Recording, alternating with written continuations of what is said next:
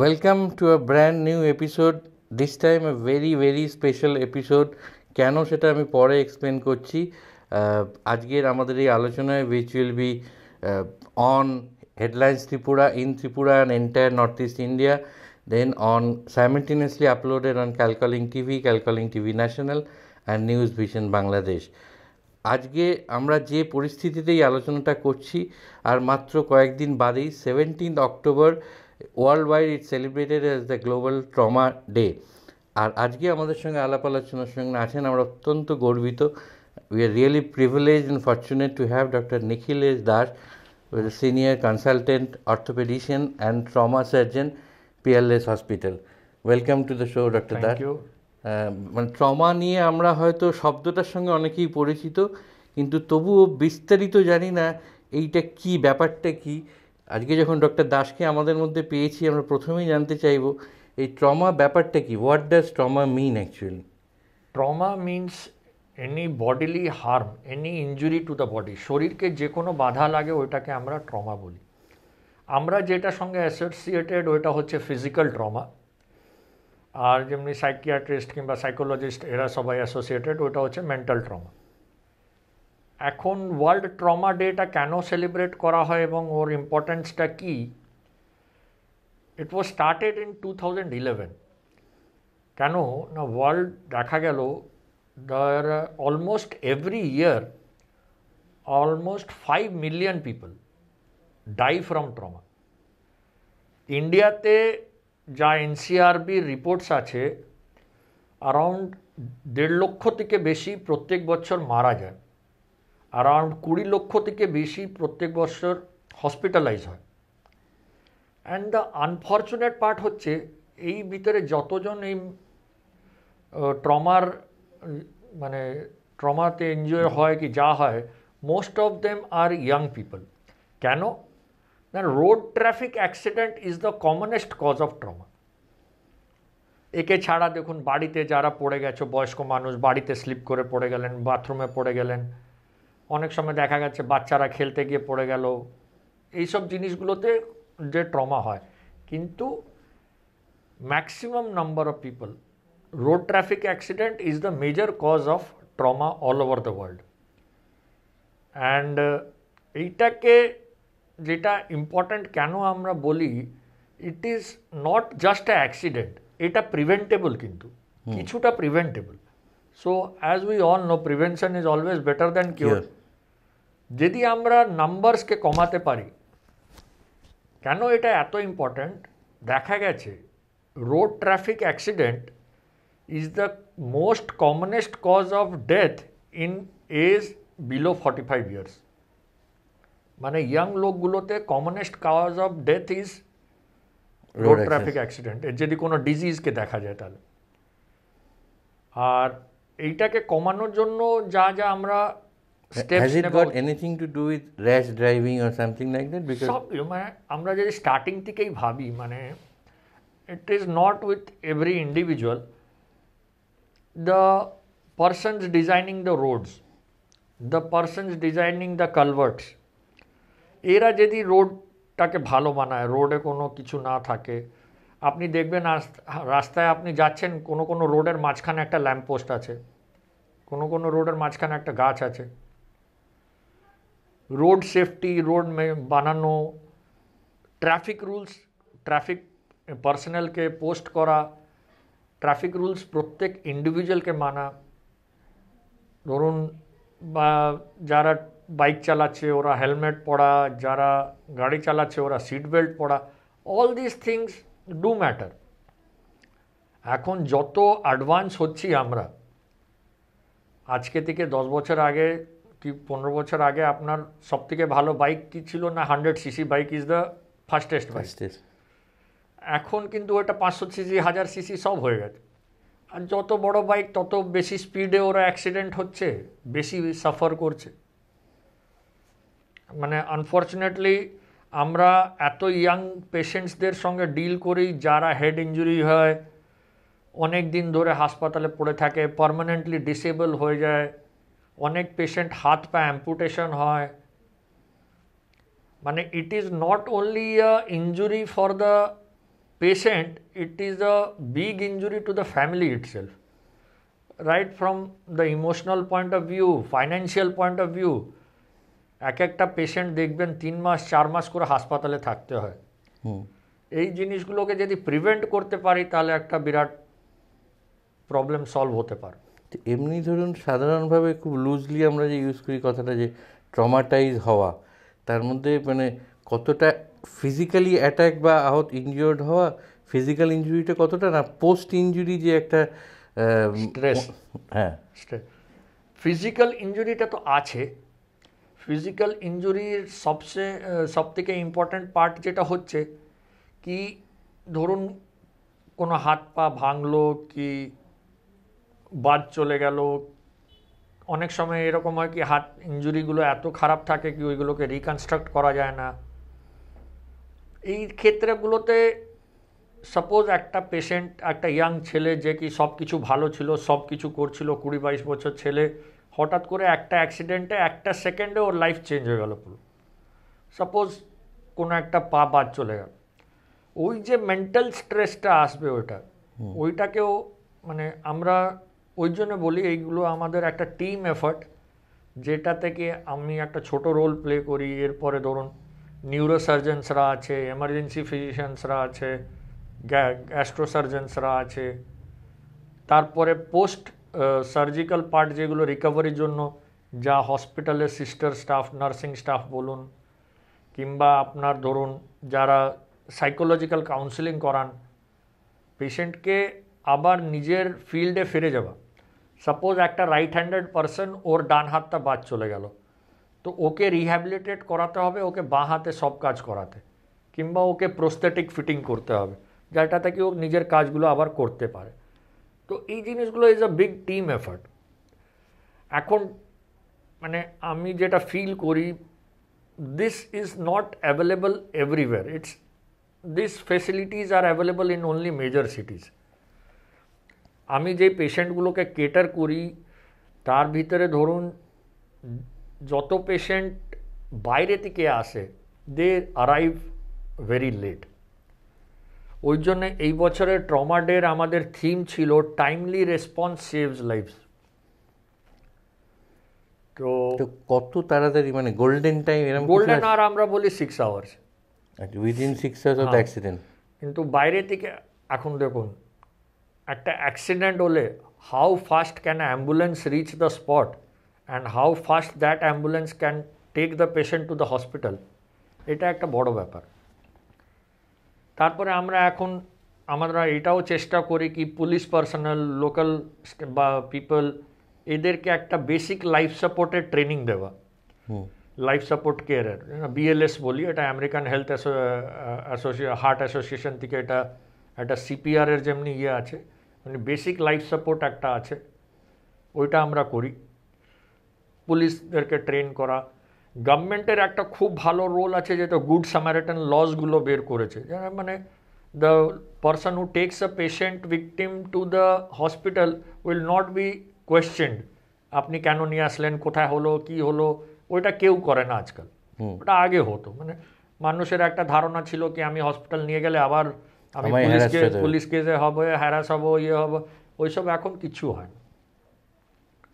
So এখন আগে থেকে ডেফিনেটলি ইমপ্রুভ হয়েছে, হয়নি তা বলবো না, কিন্তু এখনও লোকজন ভয় পায় কি একটা ভিকটিমকে নিয়ে হসপিটালে যাব। আর স্পেশালি এই পোস্ট কোভিড কি কোভিড সিনারিওতে তো লোকজন হসপিটাল যেতেই ভয় পাচ্ছে, ওটা খুব ন্যাচুরাল।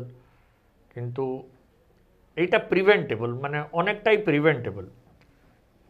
এখন এই প্রিভেন্টেবলটা কীভাবে, মানে যেহেতু এটা বলছেন commonest of the common form of road accident, তো ক্যান দিস বি প্রিভেন্টেড? আপনি যেটা বারবার বলছেন ইট ক্যান বি প্রিভেন্টেড। অনেক কান্ট্রি এটা করে দেখিয়েছে, ইন্ডিয়াও কিছুটা পেরেছে। 2013 থেকে 17 ভিতরে যা আমাদের মর্টালিটি ছিল, 2017 থেকে 20 ভিতরে, 21 ডাটা এখন আসেনি, 20 ভিতরে ওইটা মর্টালিটিটা কমেছে। That is partly due to road traffic accident. ওইটা কিছুটা এই কারণে কি লকডাউন ছিল, কিন্তু তাও নাম্বার ওয়াইজ, ইয়ার ওয়াইজ হিসেব করলেও কিছুটা কমেছে। ফার্স্ট হচ্ছে রোড সেফটি। ভালো রোড, সেকেন্ড হচ্ছে স্ট্রিক্ট ট্রাফিক রুলস। সবাইকে মানতে হবে। এই পুলিশ জোর করে আপনাকে বোঝাতে পারবে না, আপনাকে নিজে বুঝতে হবে কি আমি বাইক জোরে চালালে আমার অ্যাক্সিডেন্ট হলে আমার এই অসুবিধা হতে পারে। এখন যেমনি দেখুন সিগারেটের কভারের উপরে ক্যান্সারের ছবি দেওয়া হয়, মানুষ ভয় পেয়ে কিছু লোক তো খাবে না। অমনি তো আর রোড ট্রাফিক অ্যাক্সিডেন্টের ভিকটিমের ছবি তো আমি আর কাকে দেখাতে পারবো না, কিন্তু কেউ মানুষরা যদি দেখে সত্যি ওরা ভয় পেয়ে যাবে বাইক স্পিডে চালানো। তো ওটা অ্যাটলিস্ট একটা ডেটারেন্ট রাখতেই হবে। কিছু প্যারেন্টাল কন্ট্রোল, প্যারেন্টাল গাইডেন্সও দরকার। সাধারণত এই অ্যাক্সিডেন্টগুলো আমরা দেখেছি 16 থেকে 22-24 বছরের ভিতরে। আপনি ফ্লাইওভারগুলোতে রাত্রিবেলা যাবেন, ওইখানে রেস লাগে, ইয়ে হয়, বেটিং হয়, সব কিছু হয়। We get those patients also. And কিছু কিছু অ্যাক্সিডেন্ট এত খারাপভাবেই হয় কি most probably those people are not able to ride a bike again. তো এই জিনিসগুলো প্রিভেন্ট করা। গাড়িতে ধরুন যারা 4 হুইলার চালাচ্ছে, no point in using a mobile phone while you are driving, number 1। ও ব্লুটুথ হোক কি এমনি হোক, যা হোক। Number 2, if you are very tired don't drive. If you are driving for long hours একটা ব্রেক নিন। ছোট ছোট জিনিস এইগুলো। তারপরে বাড়িতে আমি যদি এল্ডারলিদের ট্রমা কথা ভাবি, বাড়িতে বয়স্ক মানুষ আছে, আপনি বাড়িতে একটা দরজার সামনে পা পোছে রেখে রেখেছেন, পা পোছে হোঁচট খেয়ে পড়ে গিয়ে হিপ ফ্র্যাকচার হয়ে গেল, that is a big trauma to the patient. বাথরুমেও যেটা খুব, বাথরুমে স্লিপ করে পড়ে যাওয়া। তো এল্ডারলিদের, যাদের বাড়িতে এল্ডারলিরা আছে, সবাইকে করা উচিত রাত্রিবেলা একটা লাইট অন থাকা উচিত, বাথরুমের নিচে ফ্লোরে জল না থাকে, ডোন্ট পুট রাগস মানে পাপোচ ধরুন কি কার্পেট ধরুন, এগুলো না থাকাই ভালো। ফার্নিচারের স্পেসিং এরকম করবেন যেমনি ওনার বেড থেকে উঠে বাথরুম অবধি যাওয়াতে খুব একটা বাধা না থাকে। রাত্রিবেলা কেন উঠতে হয়? বাথরুমের জন্য।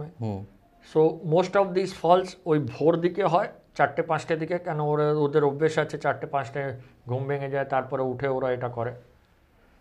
কিংবা কোনো স্লিপ করে পড়ে গেল চান করতে গিয়ে, গিয়ে করে এটা। আনাদার গ্রুপ অফ পপুলেশন এক্সট্রিমে হচ্ছে পেডিয়াট্রিক পপুলেশন, বাচ্চারা খেলাধুলা করবে, পড়বে, সব কিছু ভালো। যতক্ষণ এটা সিভিয়ার হয়নি, ভাঙাভুঙির পর্যায়ে যায়নি, ততক্ষণ কোনো অসুবিধা নেই। পড়লে রাদার ভালো, ওরা বেটার গিয়ে করবে। ওদের প্রিকশন ওয়াইজ আপনি যদি আমাকে জিজ্ঞেস করেন, ধরুন এরকম কোনো জিনিস, এই ইলেকট্রিক সকেট ধরুন আপনার নিচে হাইটে আছে, ওকে কভার করে রাখা। কোনো ড্রয়ার কি দরজা, এগুলো যেগুলো ধুমধাম করে বন্ধ হয়ে যায়, ওইগুলোকে প্রোটেক্ট করে রাখা। আপনার যদি ব্যালকানি আছে, ব্যালকানিতে গ্রিল কিংবা প্রোটেকশন রাখে যেমনি পড়ে টড়ে না যায় হাই রাইজগুলো থেকে। এখন এইসব প্রোটেকশন করলে এই জিনিসগুলো ডেফিনেটলি প্রিভেন্টেবল। অ্যাটলিস্ট রিস্কটা উইল বি মিটিগেটেড। হ্যাঁ, এখন অ্যাক্সিডেন্টস আর accidents, that can happen any time, nobody can prevent that. But তার মানে এটা নয় কি আমি ট্রেনের সামনে গিয়ে দাঁড়িয়ে পড়ে বলবো আমার কপালে ছিল হয়ে গেল, তার মানে ওটা নয়। আচ্ছা, এমনি কি বাচ্চাদের রিকভারি চান্স বা পসিবিলিটি হায়ার থাকে যেহেতু? হ্যাঁ, বাচ্চাদের হিলিং ক্যাপাসিটিটা বেটার, বাচ্চাদের বোনের রিমডেলিং ক্যাপাসিটিটা better, they adapt to any deformity much better. তাই জন্য বাচ্চাদের রিকভারিটা একটু ফাস্টার হয়। এখন আমাদের 3টে পপুলেশনেরই আলাদা আলাদা কারণে ট্রমাটা হয়। বাচ্চাদের তখন খেলা ইয়ের জন্য, ইয়াং যেটা 18 to 45, most of them are road traffic accident. মানে এটা আমরা আরও ক্লিয়ার কাট বুঝতে পারলাম যখন লকডাউনটা এনফোর্স হলো, যে গাড়ি ঘোড়া বন্ধ হয়ে গেল, ট্রমা একদম জিরো। মানুষ বাড়ি থেকে বেরিয়ে গাড়ি চালালে তো অ্যাক্সিডেন্ট হবে, একদম ট্রমা একদম জিরো হয়ে গেছিল। কিন্তু যেই আবার থেকে শুরু হলো, it has again started. So ওই পপুলেশনটাকে মানতে হবে। মানে দেখুন, ওইটা কেউ জানে না কালকে কার সঙ্গে কি হবে, কিন্তু নিজের সেফটিটা দেখে এগোতে হবে। কেন এইটা সবাইকে বুঝতে হবে, একটা অ্যাক্সিডেন্ট হলে it does not affect the individual, it affects the entire family. যেটা খুব গুরুত্বপূর্ণ ব্যাপার একটা, একদম বড় ব্যাপার, মানে টাকা পয়সা হোক, মেন্টাল স্ট্রেস হোক, সব কিছু। তা আপনি এই গোল্ডেন আওয়ারের কথা বলছিলেন কিছুক্ষণ আগে, যে 6 ঘন্টার মধ্যে পৌঁছতে পারলে ভালো।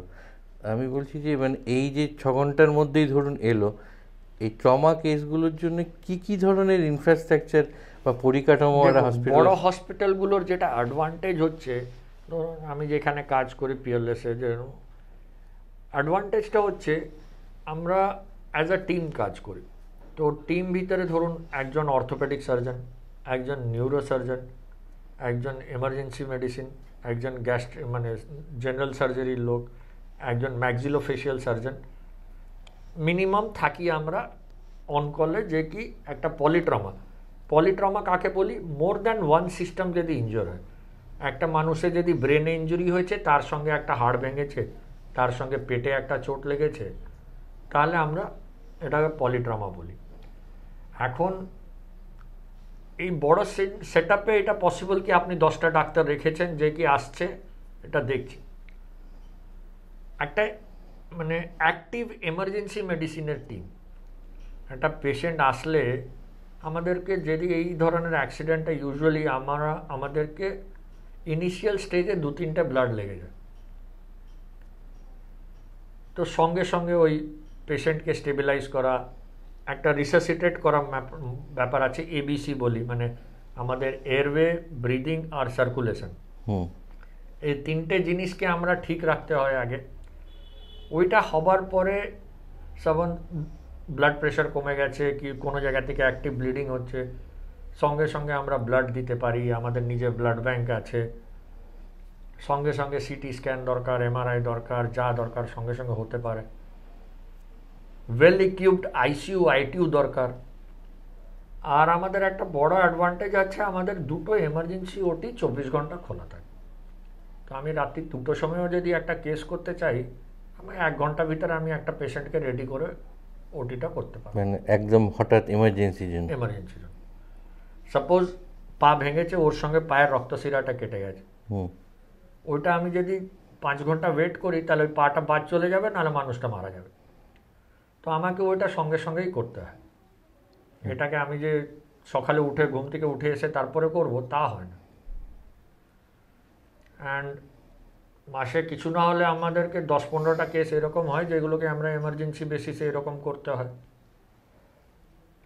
অ্যান্ড এই জিনিসটা আমাদের হসপিটালে ধরুন 94 থেকে চলে আসছে। তো now it is something which is a regular matter, so people are well prepared. আপনি ত্রিপুরা কথা বলছেন, যখন ত্রিপুরা থেকে আমাদের প্রচুর পেশেন্ট আসে, মানে 2টো টাইপের পেশেন্ট আসেন। একজন হচ্ছেন যারা নিউরোসার্জিক্যালি ইঞ্জুরি হন, মানে ব্রেন ইঞ্জুরি হয়, আর এবং আমার কাছে অনেকে আসে যারা অর্থোপেডিক্স ইঞ্জুরি নিয়ে আসে। সো নো ডাউট ত্রিপুরাতেও নিশ্চয়ই হসপিটালস আছে, আছে সব জায়গায়, কিন্তু প্রত্যেক হসপিটালকে এক একজন লোককে নিয়ে মানে বিল্ড আপ করতে হবে।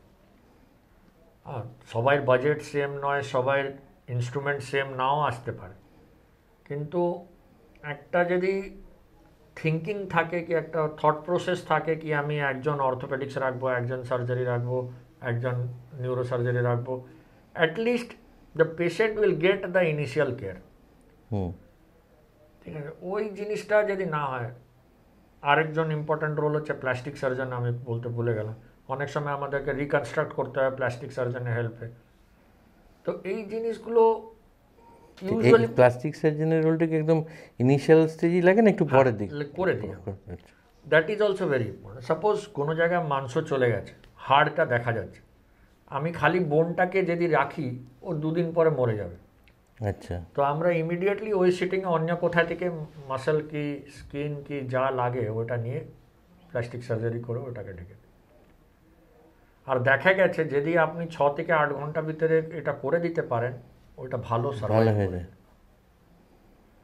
তো এই যে ধরুন বাইরের কোনো রাজ্য থেকে আসবে গোল্ডেন আওয়ারের মধ্যে যদি আসে, সেক্ষেত্রে মানে এই যে হসপিটালে পৌঁছানোর আগে কিছু কি রোল থাকে যারা ধরুন প্রথম দেখলো বা আশপাশের এটা লোকজন? যেটা আমি আপনাকে স্টার্টিংয়ে বললাম, আমরা একটা মানে ট্রেনিংও করাই যেটা কি বিএলএস বলে, বেসিক লাইফ সাপোর্ট। এদের ইনস্ট্রাক্টর আছে, মানে ডক্টরসরা যারা এসিএলএস আর বিএলএস এর ইনস্ট্রাক্টর। ওরা যখন এটা করে, ওরা সবাইকে ট্রেন করে, পুলিশ পার্সোনাল, সিভিক ভলেন্টিয়ার্স, মানে যাদের এই রাস্তা সাইডের দোকানগুলো আছে, all of this people are trained. কিসে ট্রেন করা হয়? একটা মানুষকে যদি আপনি অ্যাক্সিডেন্টে দেখছেন, প্রথম কথা কি, অ্যাক্সিডেন্ট হলো, মানুষটা রাস্তায় পড়ে আছে, আপনি ওকে কিভাবে তুলবেন?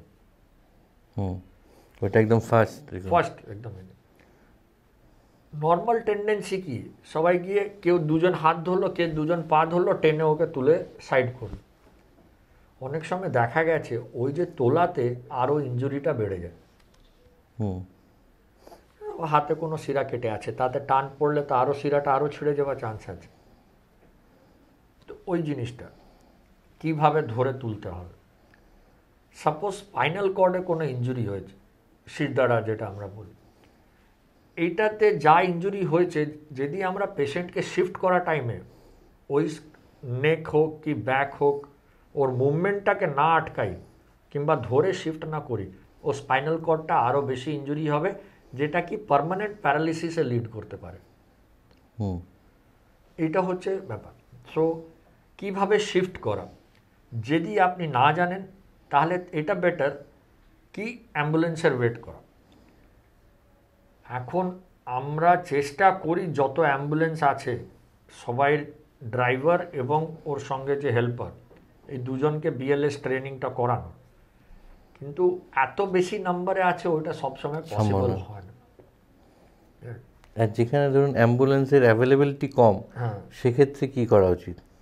অ্যাকচুয়ালি যেগুলো, এটা একটা বড় ব্যাপার। কেন, পেশেন্টকে গাড়িতে আনাটা ইজ নট ভেরি সেফ, কিন্তু নেই তো কিছু করা নেই, আনতে তো হবে। বেস্ট পজিশন হচ্ছে পেশেন্টকে শুইয়ে আনা, যেভাবে ও শুইয়ে আন, তাতে কি আপনার স্পাইনের ইঞ্জুরি থাকলে ওইটাই সব থেকে ইম্পর্ট্যান্ট। নার্ভে যেমনি কোনো স্পাইনাল কর্ডে পার্মানেন্ট ড্যামেজ না হয়, তো যদি ওইটা স্পাইনের ইঞ্জুরি থাকে তাহলে সব থেকে বেস্ট হয় পেশেন্টকে শুইয়ে আনা, গাড়িতে শুইয়ে আনা। এখন এই জিনিসগুলো সবাইকে ভাবতে হবে, কি করে অ্যাম্বুলেন্স অ্যাভেলেবিলিটি কমানো যায়। এমার্জেন্সি অনলাইন অ্যাম্বুলেন্স নাম্বারগুলো কি, ওইটা কতক্ষণে পৌঁছতে পারবে, কত কিলোমিটারের ভিতরে এক একটা দাঁড়ানো উচিত, এইগুলো দেখুন। আমি যে কথাগুলো বলছি এইগুলো মেজর সিটিতে অ্যাপ্লিকেবল হতে পারে, কিন্তু একটা গ্রামে কি একটা ডিস্ট্রিক্ট লেভেলে এটা কতটা মানে অ্যাপ্লিকেবল হতে পারবে, এটা খুব একটা সম্ভব নয়। কিন্তু তাও everybody has to think actively. আমরা যদি এত কিছু করতে পেরেছি তাহলে এই জিনিসটা এগুলো পারবো না কেন? অ্যাম্বুলেন্স একটা এরকম জিনিস, যদি প্রত্যেক 3 কিলোমিটার 5 কিলোমিটার একটা অ্যাম্বুলেন্স থাকে, and if the time which is required for the patient to reach the hospital is even reduced by 1 hour, ওইটাও একটা পেশেন্টের জন্য বড় কথা। মানে কত লোক, মানে লাইফ অ্যান্ড ডেথের কোয়েশ্চেন, 1 ঘন্টাটা অনেক বড় কথা। ওটাই তখন বিরাট বড় ব্যাপার।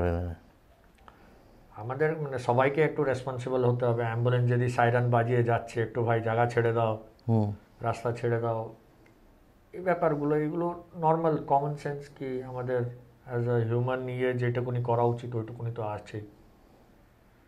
সেকেন্ড, আমরা আরেকটা এখন যেখানে প্রবলেম ফেস করেছি কোভিড টাইমে অনেকটা,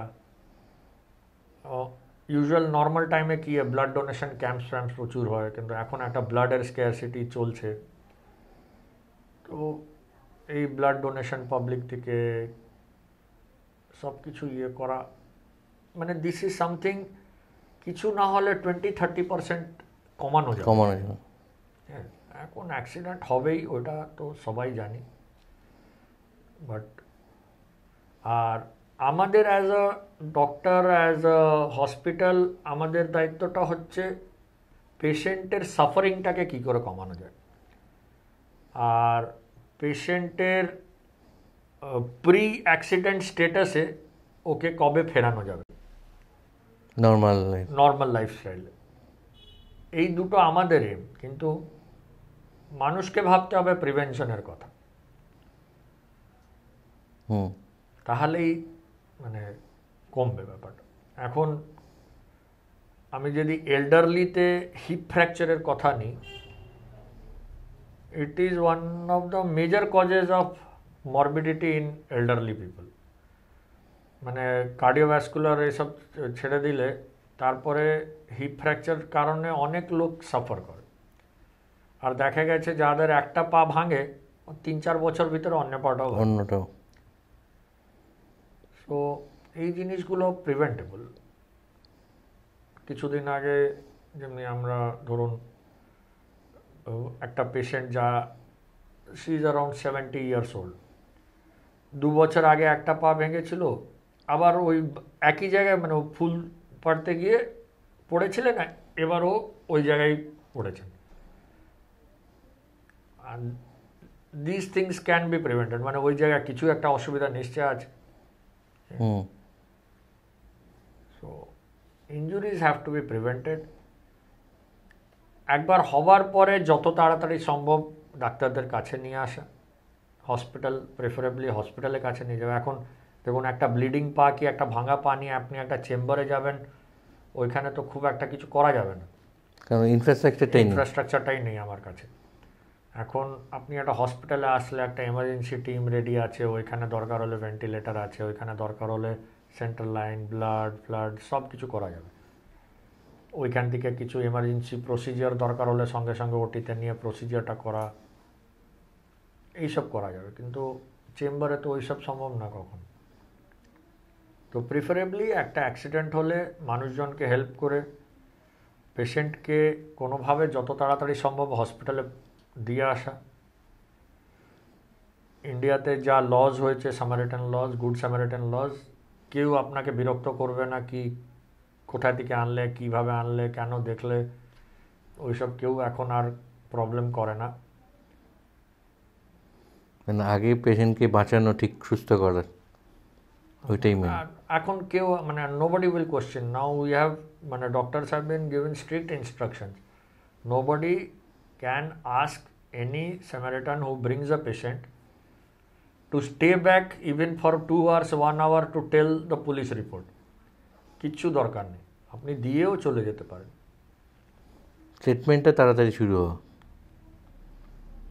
তো আমরা দেখলাম ট্রমা নিয়ে আজকে অনেক কথা শুনলাম, কিভাবে হয়, মানে রোগের জন্য অনেক সময় প্রস্তুত থাকা যায়, কিন্তু ওই যে অ্যাক্সিডেন্টটা মানেই দুর্ঘটনা, সেটা কখন আসবে, কোথা থেকে আসবে আমরা কেউই জানি না। কিন্তু তবুও কিছু কিছু প্রস্তুতি আমরা নিতে পারি, সেটা যখন রাস্তা বানানো হচ্ছে, কোনো পরিকাঠামো বানানো হচ্ছে, এমনকি বাড়িঘরদর যখন বানানো হচ্ছে, সেখানে প্রবীণদের জন্য, বয়স্কদের জন্য কি কি সাবধানতা অবলম্বন করা উচিত, কি কি সতর্কতা নেওয়া উচিত, ডক্টর দাস আমাদের শোনালেন। আর সচেতনতার কথা বললেন, সচেতনতা খুব জরুরি, সেটা ট্রমাই হোক বা যখন পলিট্রমার কথা উনি বলেছেন, একসঙ্গে মাল্টি অর্গান যখন অ্যাফেক্টেড হয় বা ইনজিওর্ড হয়, এবং যারা প্রথম ওই দুর্ঘটনাগ্রস্ত মানুষকে পাচ্ছেন তারা কিভাবে তাকে পৌঁছে দেবেন হসপিটালের কাছে। এবং আরও যেটা গুরুত্বপূর্ণ উনি কথা বলেছেন যে গুড স্যামারিটান লজে এখন আর ওই হ্যারাসমেন্টের কোনো আশঙ্কাই নেই, কাজে নিঃসংকোচে এবং নির্ভয়ে আপনারা এরকম সামনে কোনো রোগীকে, রোগী বলবো না, মানে দুর্ঘটনাগ্রস্ত বা দুর্ঘটনা কবলিত কাউকে পেলে হসপিটালে যত তাড়াতাড়ি সম্ভব, যেটা উনি বলেছেন 6 ঘন্টার একটা গোল্ডেন আওয়ার পাওয়া যায়, সেইটার মধ্যে পৌঁছে দেওয়াটা অত্যন্ত অত্যন্ত জরুরি। আমরা আপনারা সকলে মিলেই এই পৃথিবীটাকে আরও অনেক সুন্দর করে দিতে পারি এই ছোটোখাটো কয়েকটা জিনিস মানলে। আমাদের সঙ্গে আজকে এই আলাপ আলোচনায় যোগদানের জন্য ডক্টর দাস আপনাকে অনেক অনেক ধন্যবাদ। থ্যাংক ইউ, ধন্যবাদ।